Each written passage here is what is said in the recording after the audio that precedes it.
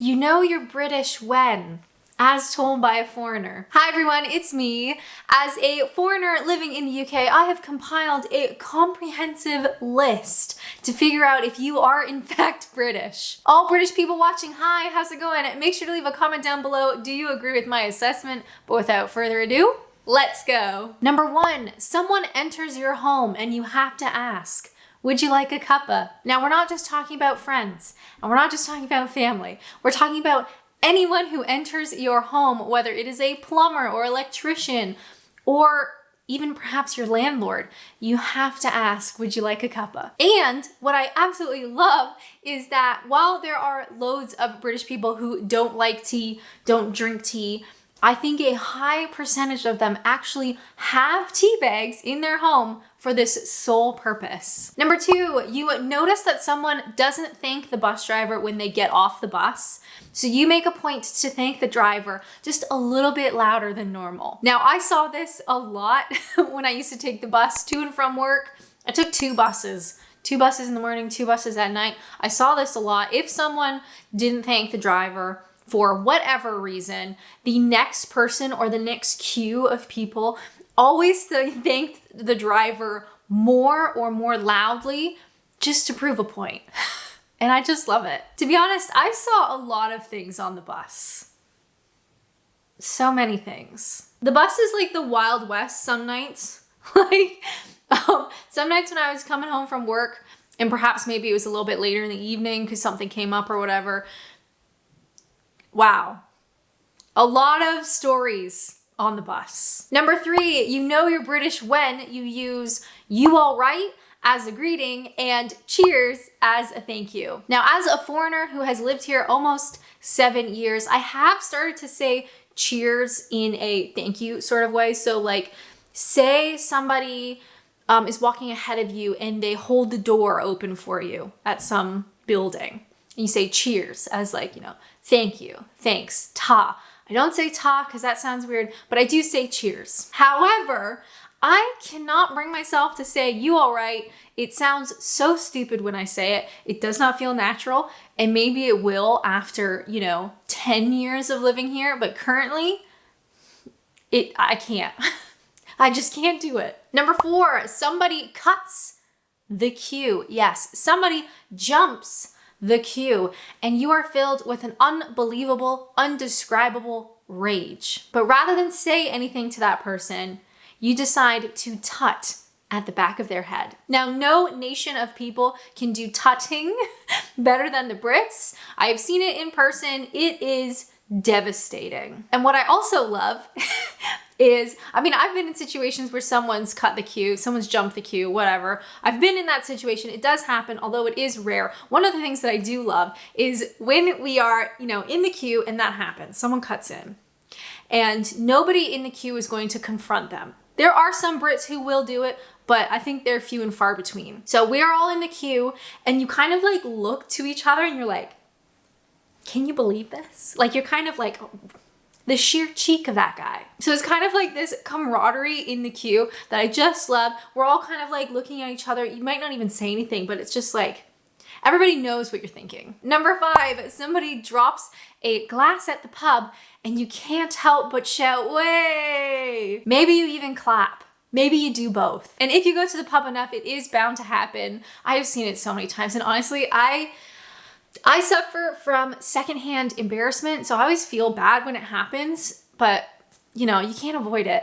People are gonna shout. Number 6, you know you're British when someone asks you how you are doing and you say, "I can't complain," even though your world is falling apart. Now, I think this part of British culture comes from like the stiff upper lip era, that some Brits do not want to complain about their own problems or perhaps open up.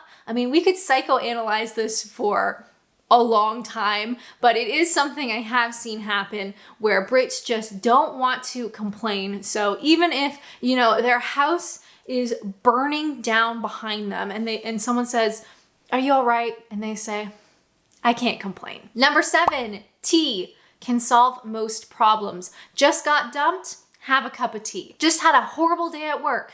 Have a cup of tea. Just fallen out a 4-story building and broken both your legs? have a cup of tea. Number 8, if you are stumped at what to say, or you're in like an awkward pause with someone and there's like this, that awkward silence, talk about the weather. I have used this so many times, okay? I am willing to admit that. I use this all the time. Social interactions are not my forte. Surprise. And when I find myself in an awkward situation and I don't know what to say, or I'm just like trying to kill time until someone can rescue me from a conversation, just talk about the weather. It could be about the rain. It could be about the possibility of upcoming rain. It doesn't matter. Now, number 9, with the weather, it is okay to complain when it is too hot, but also to complain when it's too cold. Now, I love this and I do this now. What can I say? I'm so sorry. I will complain in the summertime that it is so hot, and then I will complain in the wintertime when it is so cold. It just kind of goes hand in hand with talking about the weather. And I can't stop. Number 10, you will add in a kiss or an X to text messages to fellow Brits. Now, this was something that I actually picked up on when I first moved to the UK, because it's not something that we do in North America. Even if I was like texting with my mom, maybe you do like XOXO sometimes, or like you'd write it in a birthday card, but I was getting messages from like coworkers and bosses and like random people, and they'd have, like the little X. And I was like, I don't know what this is. And I don't know what the protocol for me, like, how do you reciprocate that? Do you do 1 X? Do you do 2 X's? Do you do multiple X's? Like, what does each X mean? And this British quirk has actually become quite natural to me now, which is weird. I picked up on it a little while back when I was messaging one of my friends, and we both used, an X in the messages. And I just thought, oh, maybe I'm British now. Number 11, you're British when you are out with friends or family or colleagues or whatever. You're out to dinner and you're kind of complaining about your meal a little bit. But when the waiter comes over and asks, is everything all right? You say, it's lovely, thanks. I think this is part of like British culture where you don't want to be a bother. You don't want confrontation, but you also don't want to be a bother. And honestly, I totally get it. I do the same thing. And of course, not all Brits are like this. There is a small percentage of the population, I would say, that would be the confronters. And perhaps you are a confronter. If someone jumps the queue, you're going to tell them off. If you're having a bad meal, you're going to tell them off. Like, you're going to go for that confrontation. But I think typically it's just not done. And as someone who is socially anxious outside of their house, I totally get it. Number 12, your sense of humor may be categorized as blunt, dark, and or sarcastic. Now, I love the British sense of humor. I just think it's wonderful and I love it. And it's actually very similar to a Canadian sense of humor. Of course, we have a lot of shared history between you and I, so our sense of humor is quite similar, but I do find that the British version is just like a couple of notches more extreme. And I think if you are coming to the UK from a country that has a very different sense of humor, perhaps one that doesn't utilize really dark humor or sarcastic humor, I think it would be quite jarring. 13, when you get on transportation, you avoid sitting next to someone unless you have no other option. Now, I love this part of British culture and I really appreciate it, especially when I was commuting on the bus. You see a lot of crazy stuff on the bus, but one of the things that I loved was this unwritten rule that people would sit somewhere else as long as there's an open seat. Like, they won't sit beside you unless there's no other option. But there are few things worse. There are few things worse than being on the bus late at night, trying to just get home. I'm sat against the window. The bus is nearly empty. And that man comes and sits down beside you and you just think, oh God, here we go. You're British when, number 14. Now, this I also love. And again, another unwritten rule. When you have to sit beside somebody, say you are at the window and someone comes and sits beside you in the aisle because it's a packed bus or train or whatever, the unwritten rule is that you will start to like wrestle with your stuff and start to like gather your stuff up to signal to the person beside you that you need to get out. I love it. As an anxious person, yes, please. So there's been so many times when I'm on the train going someplace, on the bus, coming home from work, whatever, I'm stuck in the window seat, my stop's coming up. So I start to kind of like, you know, fiddle with my bag or my coat or whatever. And the British person beside me instinctively knows that my stop is coming up, and I want to get out. I just love it. Number 15, you go on holiday, perhaps to Spain, and you get so sunburned you wish you had died. Now there is that like stereotype meme, how you can tell when someone is British at like an all-inclusive resort or whatever, and it's the people who are the most burnt. If that is you, I'm so sorry for laughing. Sunburns are no laughing matter. Okay, I'm so sorry. But it is pretty funny. Now, as someone from Southern Ontario, we actually get a lot of sun. People don't really think about that when they think about Canada or maybe Ontario. But yeah, we get a lot of sun. My skin is a little bit different from a typical white British person. I'm a bit more olivey actually, and it takes a lot more for me to burn. So it is quite funny going on holiday if you are around British people. And I always feel like I'm the one who's like, hey, have you put sunscreen on? Because it's almost like they don't realize what's going to happen, even though it happens every time we're out in the sun. You're going to burn.